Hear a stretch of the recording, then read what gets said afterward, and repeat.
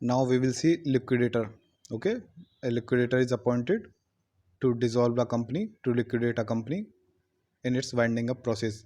He completes the process of winding up. Okay, section 290 says a company liquidator shall take into custody all property or claims which he appears to be entitled. It is entitled.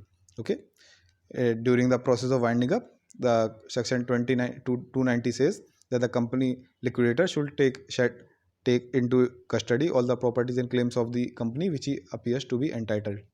What are the powers of liquidator? The powers can be divided into three broad categories. The powers exercisable with the sanction of tribunal, okay, the powers exercisable without the sanction of tribunal, and the powers which can be exercised with the leave of tribunal in case of onerous contracts. Sorry. So what are the powers which can be exercised with the sanction of tribunal, with the permission of tribunal? Okay, these powers are to institute or defend any suit, prosecution or legal proceeding in the name or on the behalf of company. Okay, and next is to carry on business of company necessary for winding up, but that business should not be for profit of the company. Next power is to sell the property, movable or immovable property and actionable claims by public auction or private contract. Next power which can be exercised with the sanction of tribunal is to raise requisite money on the security of the assets of the company. And next is to do all such things necessary for winding up and distributing its assets. And he can also appoint advocate, attorney or pleader to assist him in the winding up process. So all these powers can be exercised with the permission of the tribunal. The liquidator can exercise them with the permission of tribunal. What powers are exercisable without the sanction of tribunal, without the permission of tribunal? Although the permission of tribunal is not needed, but then also these powers are under the control of tribunal. Okay, although the permission is not needed. What are these?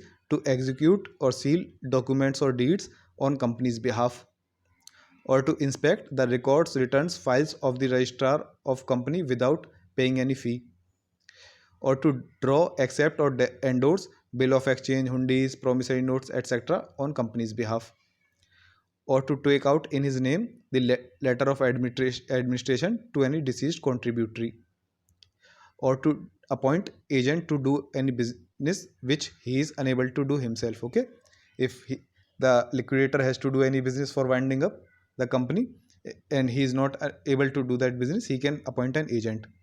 So all these powers can be exercised by the liquidator without the permission of the tribunal.